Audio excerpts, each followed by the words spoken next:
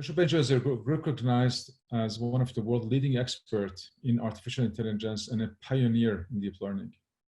In fact, since 1993, he's been a professor at the University of Montreal and CFAR's Learning and Machine Brain Program Computer Director. He's also the founder and scientific director of Mila, the Quebec Artificial Intelligence Institute, the world's largest, in fact, university-based research group in deep learning.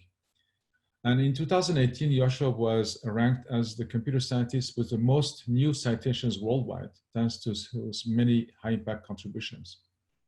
And last year, in 2019, he received the ACM Turing Award, which is, as we call it, the Nobel Prize of Computing, jointly with Jeffrey Hinton and Yann LeCun, for conceptual and engineering breakthrough that have made deep neural network a critical component of computing. Yoshua has a number of recognitions and very involved in various societies. He's a fellow of the Royal Society of London and the Royal Society of Canada, has received a Canada Research Chair and a Canada CFAR AI Chair. He is an officer of the Order of Canada, a member of the NeurIPS Advisory Board, co-founder and member of the board of ICLR Conference, and program director of the CFAR program on learning in machines and brains. But above anything, his goal is to contribute to uncovering the principles giving rise to intelligence through learning, and as well as favoring the development of AI for the benefit of all. We're truly honored to have you with us, Yoshua, today. So Yoshua, you've been a driving force on AI for Good movement, and even with all your responsibilities, you're still involved in beneficial and responsible AI research and development. And as today, as we're exploring, of course, during these difficult times, the opportunity to drive efforts in our collective well-being, there is a lot of expectation in AI machine learning to drive new solutions and to address pandemics. And you have a special lens from that perspective, and we've seen various efforts.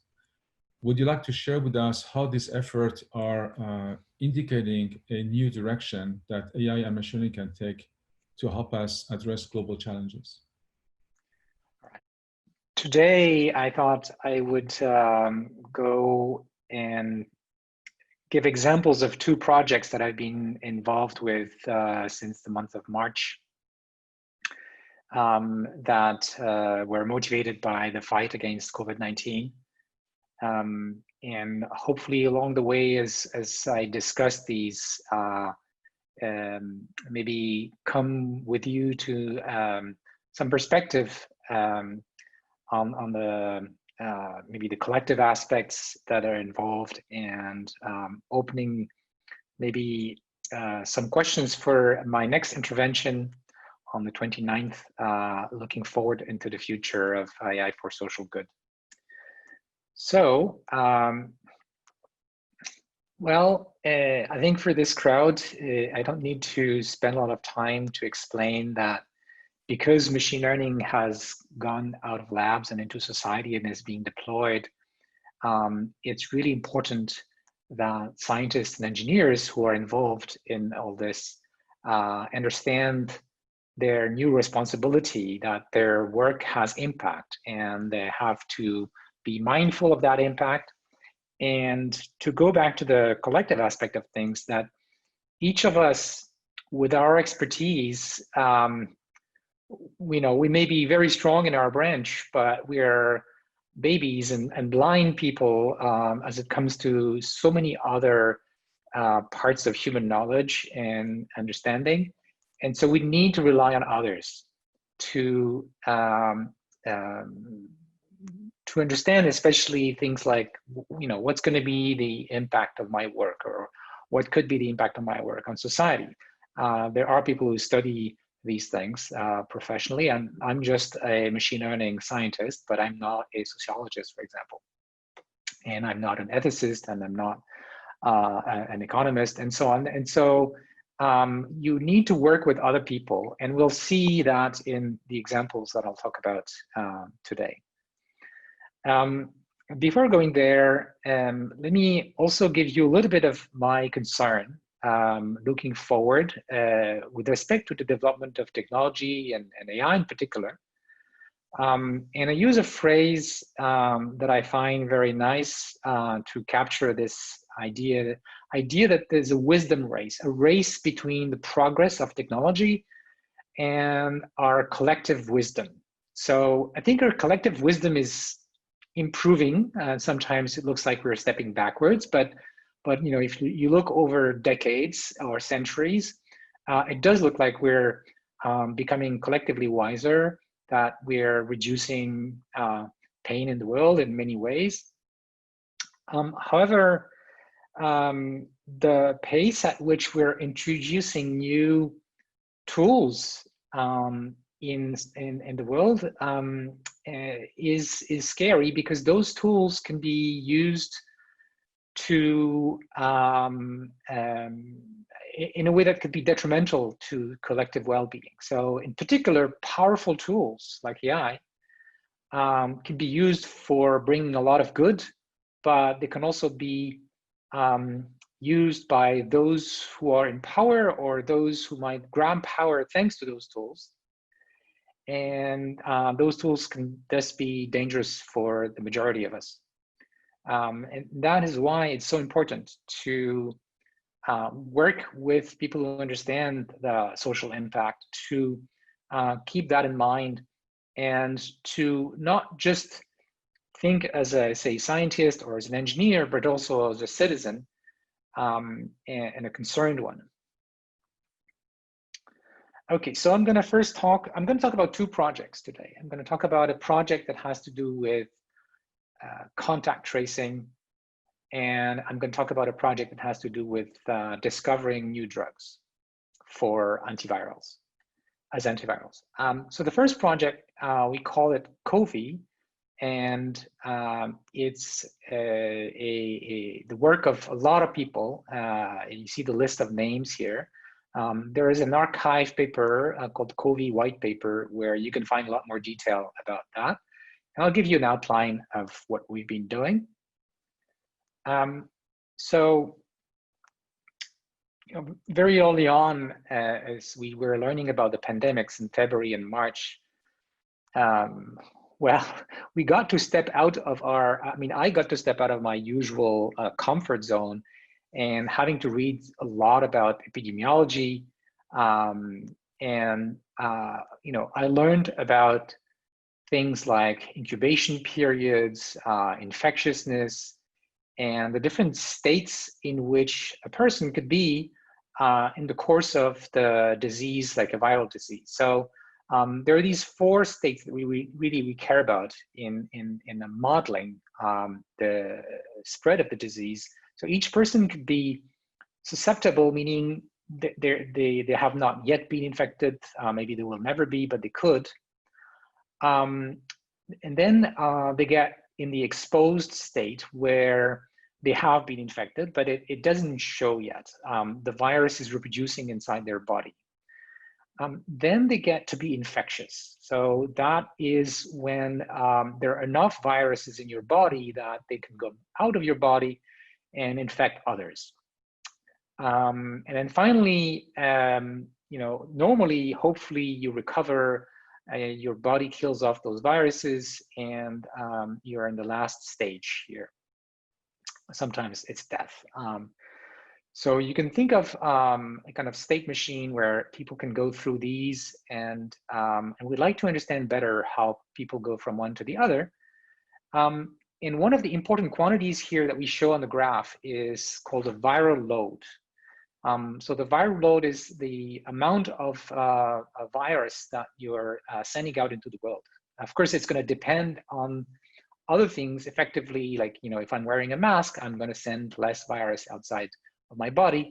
But the amount that your body can produce is kind of characterized by this temporal curve, where you see a peak during the incubation. So even before you see symptoms for SARS-CoV-2, it turns out that you can become very infectious. So essentially, the height of that curve is how infectious you are to others. How, you know, what's the chance that you, if you spend time with someone else, you will be infecting them. So what's interesting also to ponder about this figure is that the person normally gets to have clues about the fact that they're infectious only when they start having symptoms. And initially, the symptoms might not be obvious. I mean, you may have a runny nose or a cough, and it could be just a regular cold. Later, the symptoms become more obvious. But even before you have symptoms, you see this peak of a viral load, which means that a lot of infections are actually happening by people who don't have any clue that they're infected. And in fact, that's one of the big problems with this virus, right? That a lot of the people are infecting others without knowing. What happens is, as soon as you start having symptoms, if you're, if you've, by now everybody knows that this is an issue, in February or March or April, a lot of people didn't realize, but by now most people would change their behavior once they start having symptoms to try to take less risks in the sense of risk to others. In other words, self-isolate, make sure to be more disciplined with masks and everything. So one of the interesting questions that this work is about is, can we help people know how infectious they are so they can act appropriately? Well, the most important part is, even before they have any information, that's like in the green part here, when they are asymptomatic, pre-symptomatic, but they are infecting others, but also even early on when they start having symptoms, or even before they have a test that they have symptoms but they're not sure, can we help them figure out how they should behave? Okay, so that's what we're trying to do here. And in order to do that, we built an epidemiological model, which we call an agent-based epidemiological model, in order to simulate different kinds of policies that agents could have in order to change their behavior based on the information they have.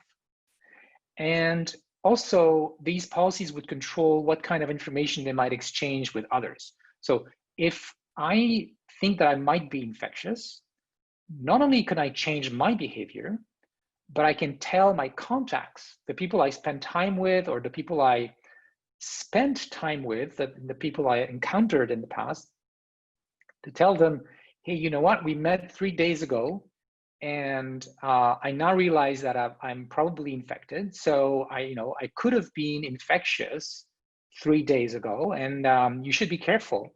Maybe you're infected too. Okay, so that kind of message can be sent between those agents. Now, the idea, of course, is to automate that process. People will do these kind of things spontaneously, but would like to make it easier and make sure we cover as many people as possible by using people's phones. So if my phone has access to information because I entered it about my symptoms, potentially my test results, and also keeps track of which other people implicitly I was close to in the recent past, then it can do all these things. It can compute those probabilities that I'm infected, that I'm infectious, use these probabilities or these expected values to inform others and to inform my own behavior. So that's the gist of what we're trying to achieve. If we look at what information is available potentially on a phone in order to make those recommendations and send those messages to others, you have 4 kinds of information. You have the contacts that you had with other people and the messages that they might have sent to you about their own believed infectiousness. They think that they have a 50% chance of being infected or something. That's information you could get if they send you these messages. You have your symptoms that you have entered on the phone. Maybe it started with runny nose and now you have this weird coughing, or even better, you've lost your sense of smell. And then you have test results. Maybe I did pass a test 1 week ago or yesterday. Those test results, potentially that information could come directly from public health, or it could be self-entered. That creates all kinds of potential problems. But for now, from a machine learning point of view, we can consider that we have this kind of information. And then we have sort of general background information about the person. We know age, for example, makes a big difference. We know that some medical conditions make you much more likely to become infected. So all of these informations can come into the prediction of infectiousness. So why do we predict infectiousness or contagiousness, the same thing? Well, there are two kinds of actions we want to take, as I said. There's changing my behavior and then changing your behavior if we've met before by sending you information that you could use to change your behavior. And as far as my behavior is concerned, the most important variable is how contagious am I now? If I'm very contagious, then I should really isolate myself. Maybe even go to quarantine. And that's one kind of prediction, is the current contagiousness. But for the messages I may send to the people I have met in the past, really what matters is the contagiousness that I think I had when I met them. So in the past, you're trying to do inference over past contagiousness, given the information that I have now. Like maybe now I have symptoms, and that means I probably was infectious 3 days ago. So these are the two kinds of things you want to predict, at least in our framework. Then there's the question of privacy. Like, so what kind of information should we allow to be communicated between people or between a person and some central server? So I won't have time to go in a lot of these things, but there's a huge amount of work that is going on around the world and went in our project in the question of the tension between privacy and the ability to make predictions. So, for example, those messages that I talked about, that kind of risk messages, how contagious do I think that I was 3 days ago that I may send to you? I don't want to send too many bits about that, because if I send you, for example, like a real value with 32 bits, then someone receiving that information may be able to, by some sort of triangulation, figure out who I am. So one of the things we want to avoid with privacy protection is for others to figure out that I'm sick. Or that, or to know even worse, where I was and who I met. So these kinds of information people don't want to share, at least not with everyone or anyone they meet in the street. They might be willing to share some of these informations with governments, but again, they probably don't want to share like where they were. Currently, with manual contact tracing, you do share some of that information if you're sick, right? And so a lot of the current contact tracing methods only require the people who have been diagnosed positive to send, to share a lot of information with government and employees that are doing contact tracing. Okay. In our case, the risk levels have been quantized to 4 bits. And the behavior information, so how do I convert my expected contagiousness, for example, into different behaviors? We have only considered 2 bits of information here, so that's like just 4 levels, from normal to quarantine at the other extreme. Okay.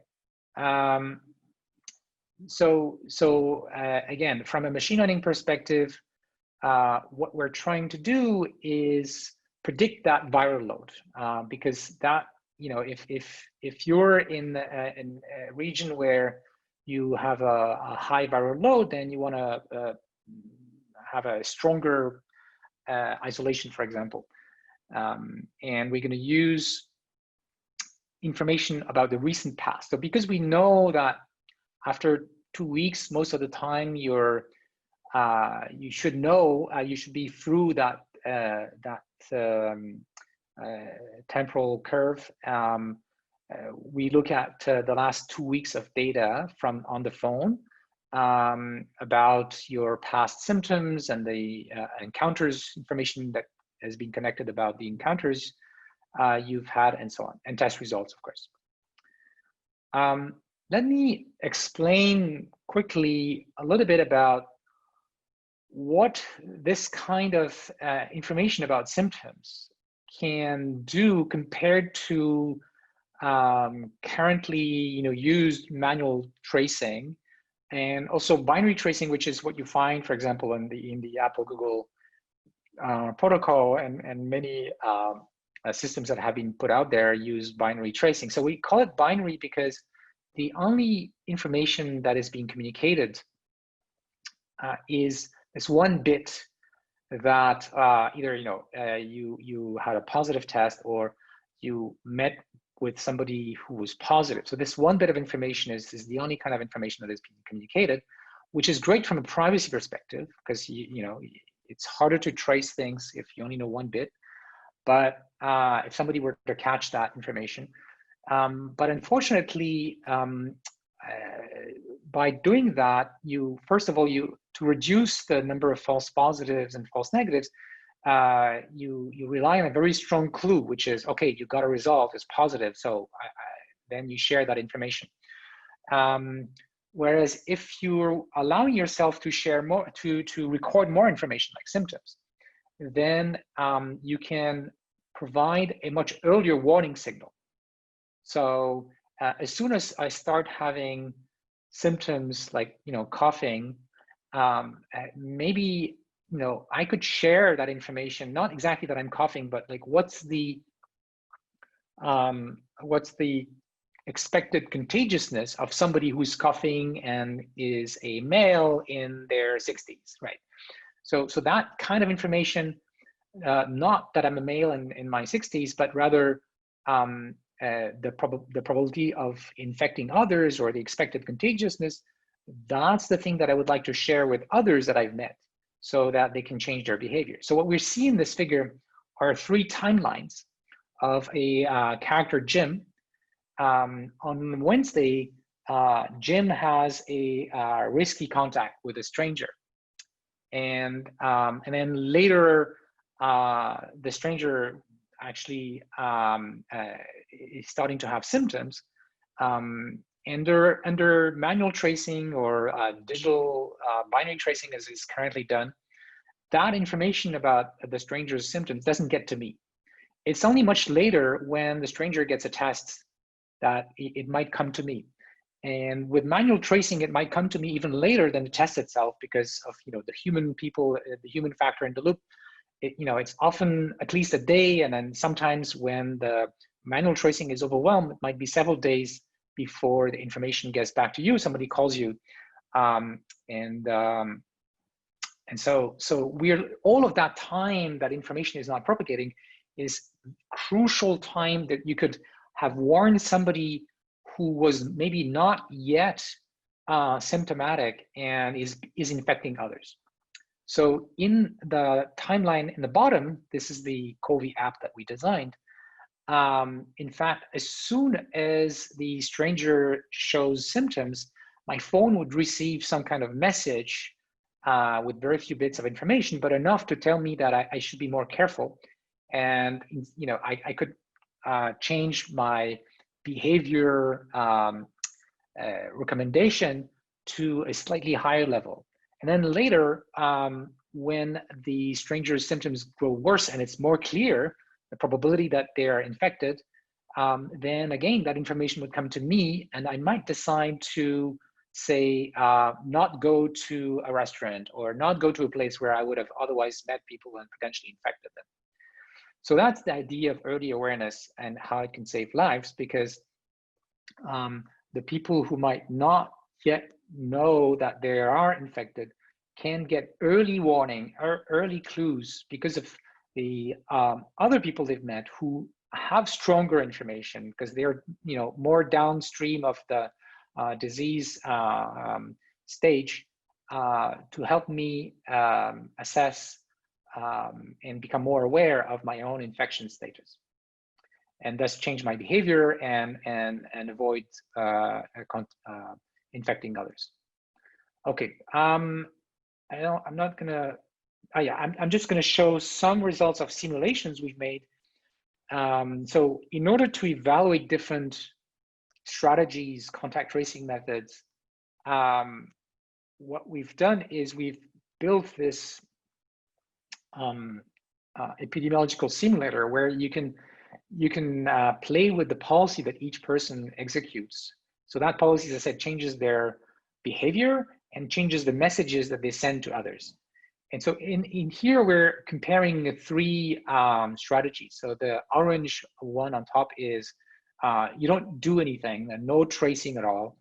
And on the, let me explain the axis here. The x-axis is the number of contacts you're allowing yourself to have per day, per person.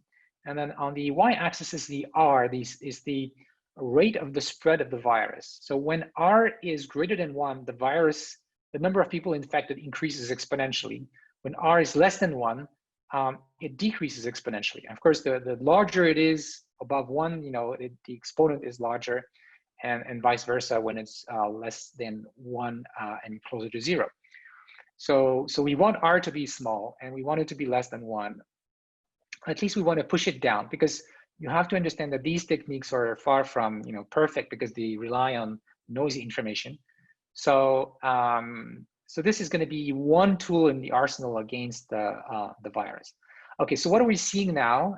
We'd like those curves to be low, basically, right? It says, and what those curves show also is there's a trade-off, right? So if I spend more time with other people, which is the x-axis, because I'm constraining myself less, then that's, and if everybody behaves in average according to this is the number of contacts in average per day per human, then the virus will spread more, in fact, exponentially more when you're above 1.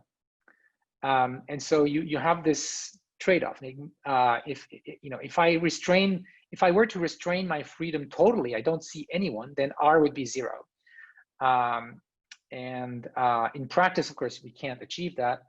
And so what we want is the curve to be lower, but yeah, it's important to understand that trade-off. In principle, we can choose to be anywhere we want. So societies right now take collective decisions. Different governments make different choices where we might choose to be more or less on the left or more or less on the right, where we are willing to tolerate more people getting infected because in exchange for having more freedom, because maybe that freedom is important, for example, for people to survive because they need to work to feed themselves. So these are not obvious trade-offs, but it's interesting to show results in terms of that trade-off. It's a sort of Pareto curve, if you want. Okay, so what we see in the results in the oranges, as I said, no tracing.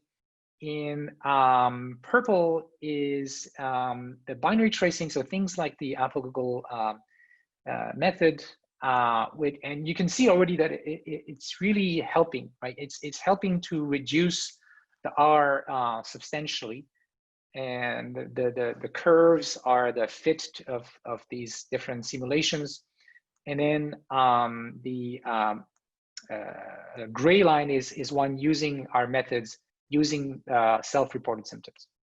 Okay, I'm going to move on to the other project about discovering drugs to fight COVID-19. So we've been looking at two approaches, one sort of shorter term and one longer term. The shorter term approach to find drugs is to take existing drugs, and actually you can try to find a single drug that already exists, and people have already done that. And yeah, we haven't found a single drug that really kills that virus. But there's a lot of current effort trying to find pairs or potentially triples of drugs. So think about the HIV virus, which at the end we fight with 3 drugs. And the other option is to look over a much larger space, the space of all the possible drug-like molecules. It's a huge space. So the advantage of taking existing drugs over creating new drugs is that we can do that exploration faster in the case of existing drugs because we know their toxicity. We know what the side effects are. They've been tested. Of course, their combination could potentially make a difference, but for the most part, we take less risk with existing drugs. When you create a new drug, it might take a while before you realize that there is some side effect that you haven't seen. So that's why it's good to do the 2 strategies, and this is what's happening around the world. Regarding the machine learning techniques, interestingly, for both approaches, you can use graph neural nets. So graph neural nets could be used to essentially extend the realm of applicability of neural nets from fixed size vectors to any kind of graph-like data structure. And so here, there are 2 kinds of graphs that we care about. There is the graph corresponding to the molecular structure. So think of each node being 1 atom, but it could be a set of atoms that form a rigid part, for example. Or think about the graph formed by all of the molecules, all of the drugs that we currently know, like a few thousand drugs, as well as all of the proteins that we know are associated with those drugs, because often a drug is a molecule that's going to attach, it's going to bind to a particular protein, and it's going to prevent the protein from doing its job typically, or it's going to change the way the protein does its job. Proteins are like the building blocks of our body. So drugs are interfering with the normal operation of these proteins. And there's a lot of knowledge that already exists about the relationship between those drugs and proteins, and also how different proteins are related to each other. And as we collect data about pairs of drugs that are tested in assays, then that gives us more information to put in this graph. So it's a huge graph, right? It has tens of thousands of nodes and different kinds of nodes, the drugs, the proteins. And what we're trying to do is make predictions about some of these edges. Like, so between 2 nodes, there is an edge, and we want to know if there's a synergy in using that pair of drugs to attack the virus. Okay, another machine learning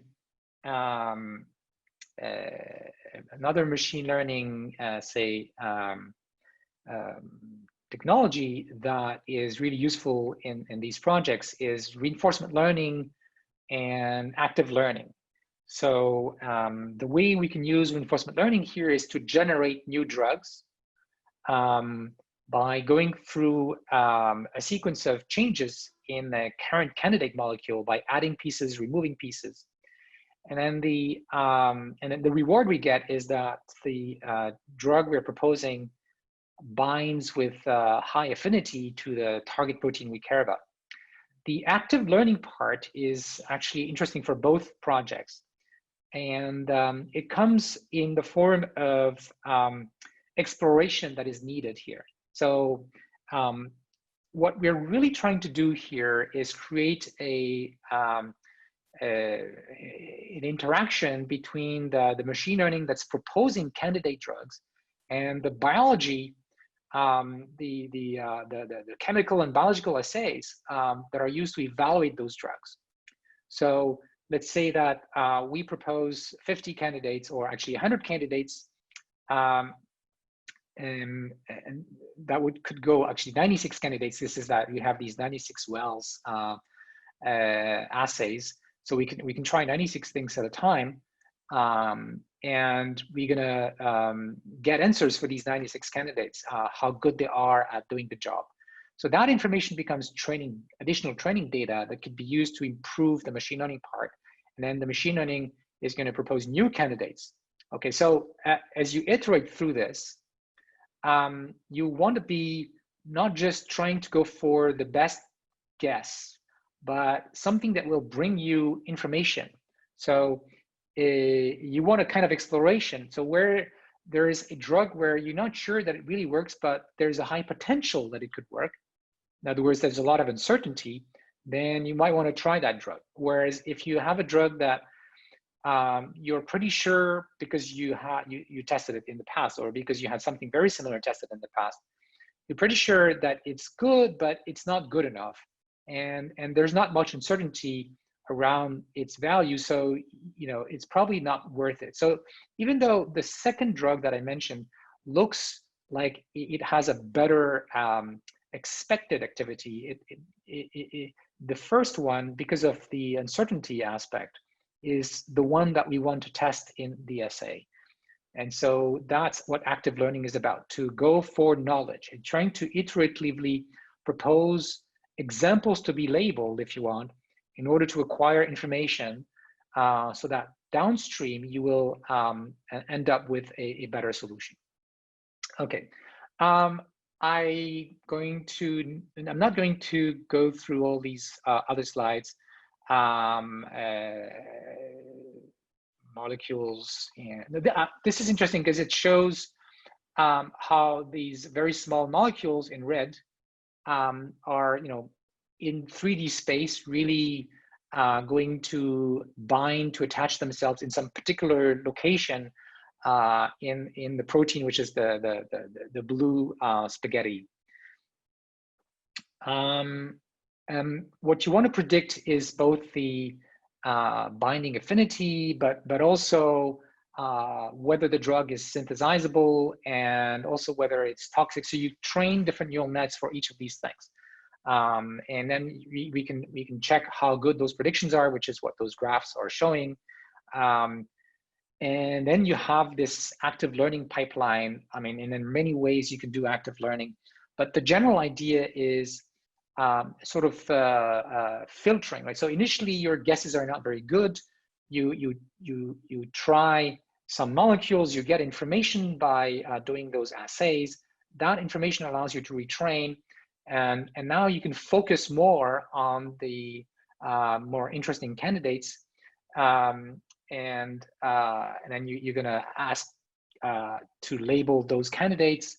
And now you collect more data and so on. So you have this sort of filtering from an initially huge number of potential molecules, like the zinc data set that we use that has 200 million molecules, down to a few candidates. And once you have found candidates that are really good according to those biological assays, then you can go to even clinical trials. Again, there are a lot of people involved in this project, and I'm not going to name them, but I'm really thankful for everyone's contribution. Oh, and now is a good time to mention the collaborations, because as I said at the very beginning, many of these AI for social good projects, they involve collaboration with people who have different expertise. So in the previous project with contact tracing, we collaborated with people with expertise in privacy, people with expertise in sociology, in politics as well, because there are political decisions involved. In the project with the molecules, we're collaborating with people who have expertise in chemistry and biology and medicine. So you really need to work with experts outside your field in order to make these kinds of applied projects successful. Okay, I only have 2 slides left, and I want to go back to sort of the collective aspects of things. One thing that is particular about AI as a technology to solve problems is that it needs data, right? At least the current brand of AI that uses machine learning. And in both projects, one of the biggest obstacles is getting that data in the first place. In the contact tracing, the problem is, one is sort of privacy issues, and the other is political issues. If people are not sufficiently convinced that reassured that they don't trust this weird technology, they're not going to use it. And if they don't use it, it's not going to work. And there's a quadratic effect here that's interesting to mention. So let's say that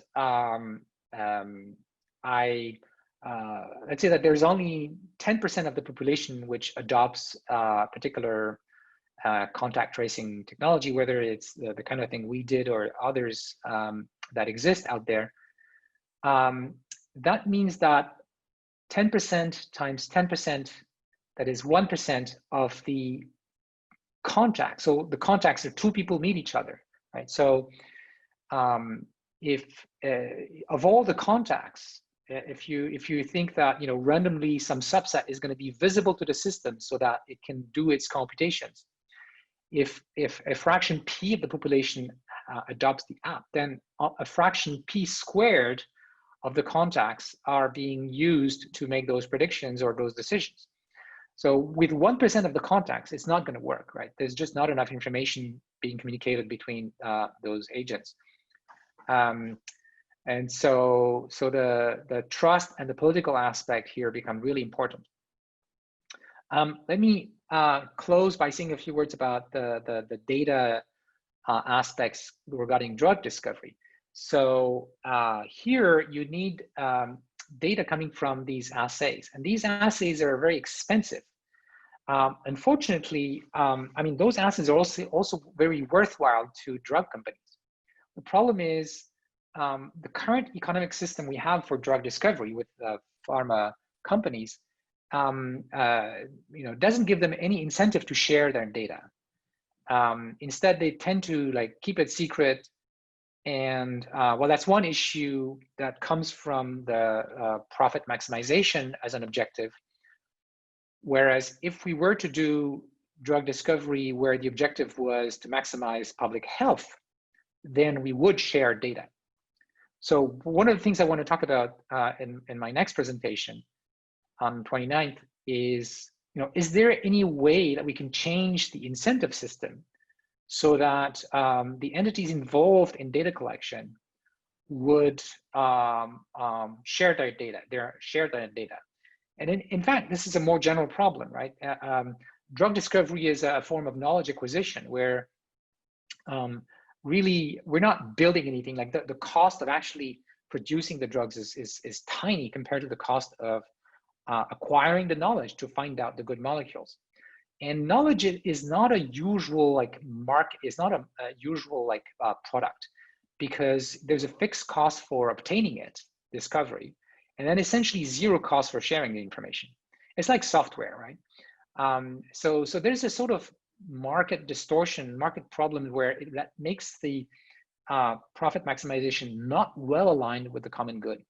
And then one of the questions I'm asking is, can we imagine other economic models or rules of the game or incentives that would make those endeavors better aligned with the common good?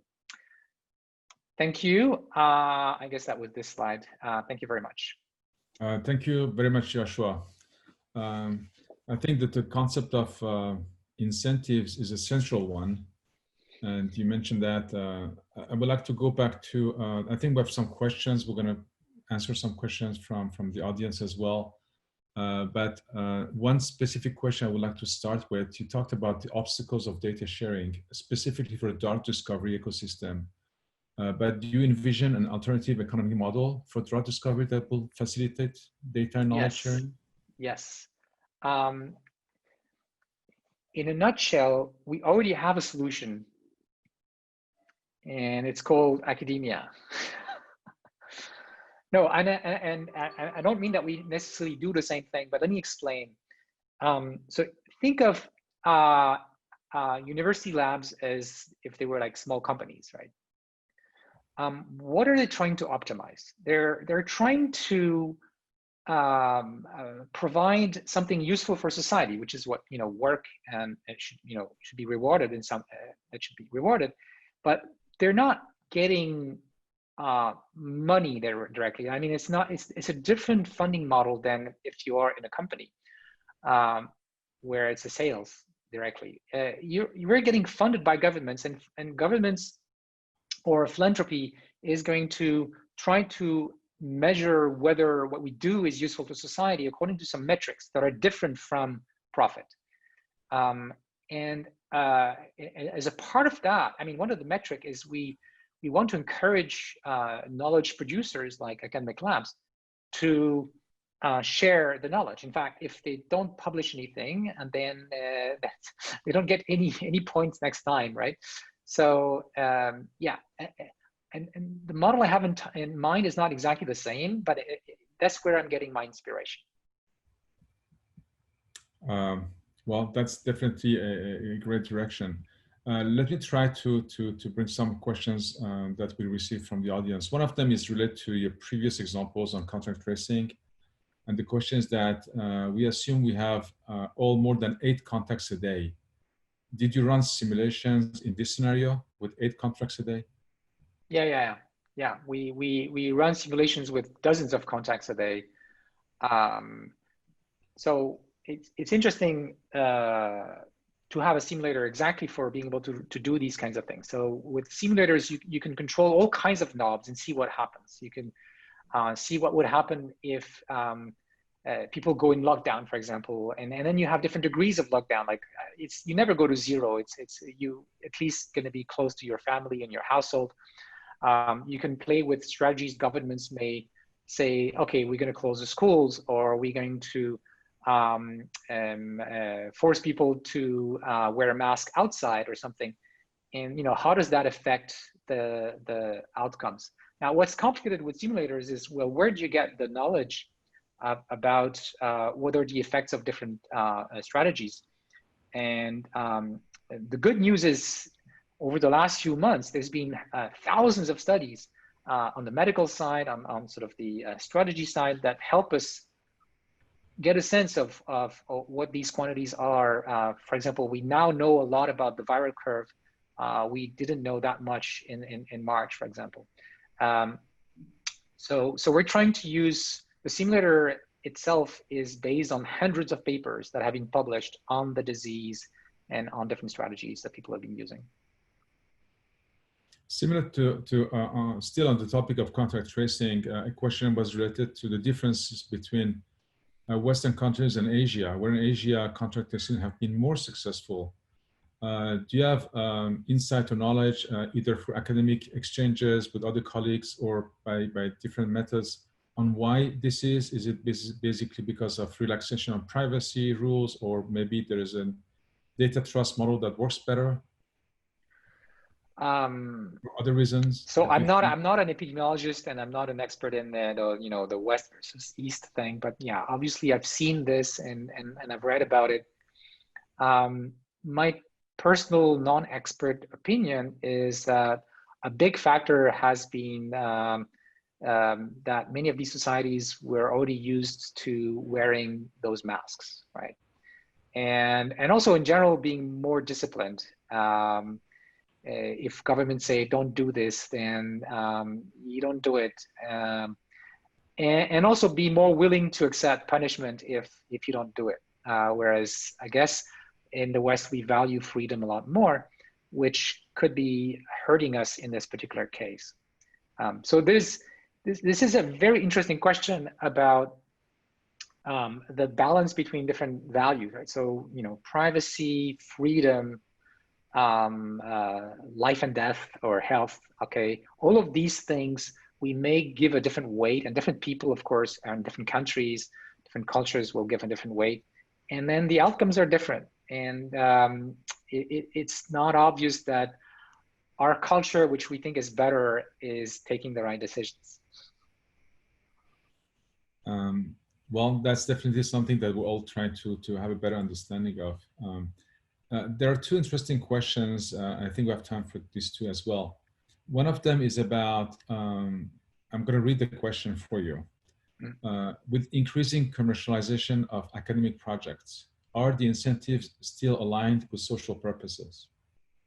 And the following of that question says, it seems many of the problematic developments in AI start in academia based on who funds the research. So okay, let me start with the first thing, and they're connected. So I think that we've made huge progress, both economic and social, in society with the economic model that we currently have. But it is also a model that is leading us in a very bad direction right now if we continue on this trajectory. It's leading to concentration of power, concentration of wealth, and in fact, it's dangerous for democracy because concentration of power is exactly the opposite of what democracy should be about. Right? Democracy is sharing of power. So I feel like the profit maximization incentive has something fundamentally flawed that we need to fix. Now, how to fix this? Obviously, this is an open question. And my little discussion at the end is trying to stimulate discussion about that. Of course, economists have been thinking about, and political scientists have been thinking about these questions for a long time. But coming from the perspective of the application of AI in the world, I think is interesting to maybe suggest some directions. I've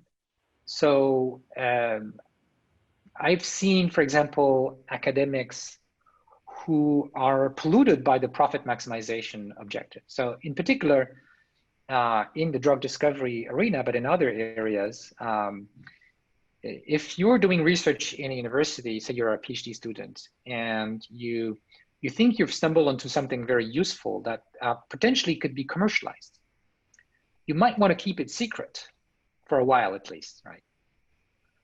And maybe forever, even though you shouldn't, because in academia, our objective function, the way we are going to be rewarded, has to do with sharing of knowledge and the quality of that knowledge and so on.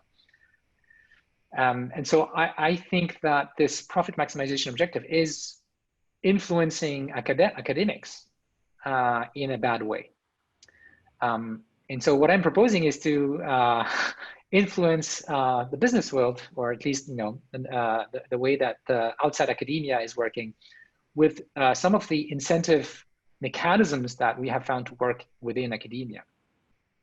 And I think that would help with the second question as well, because a lot of the bad uses of AI are due to people in companies focusing foremost on maximizing their profit, the profit for their company, their career, by opposition to what's going to be the social impact, what's going to be the environmental impact, what's going to be the health impact. And so I think when we start thinking about AI for good, we really need to think about how do we change the political economic systems that we have around the world to make these powerful technologies work for the common good, work for those who need it the most, rather than those who have the most power. I think this is a topic that you're going to be covering on September 29th for the next phase of AI for Good, but I invite everyone to join on the 29th for that. As we discussed the academic model, and Dario Gil will join us soon to talk also about science, maybe a model of open science could be adopted by a synergy between public and private and business and research, where in fact sharing more knowledge could be actually a booster, an energizer for all objective functions, not just profit. But that open science model has to be probably laid out in a way that increase agreement between everyone. Yeah, I mean, it has to be part of the incentives. That transparency, which is a good way to reduce corruption, and transparency and knowledge sharing, which are part of the objective function. That they are, you have no choice if you want to be a good citizen of this new system I'm thinking about, that you share a lot of information. And in activities, human activities that involve knowledge, like data and AI, and a lot of science in general, I think it's very important, because right now what happens is that different entities reinvent the wheel because there's so much knowledge that is being kept secret, so much data that is not being shared. And so if you think about my drug discovery example, let's say there's about 10 big pharma company right now. And that means we are paying 10 times the price for acquiring that knowledge because they're duplicating a lot of the effort. Well, I think that the topic is not only super important, but complex, and the discussions have to be continued. And those examples that you cited and all this effort, I think, are the beginning of the collaboration that we have to somehow find a way to put in motion.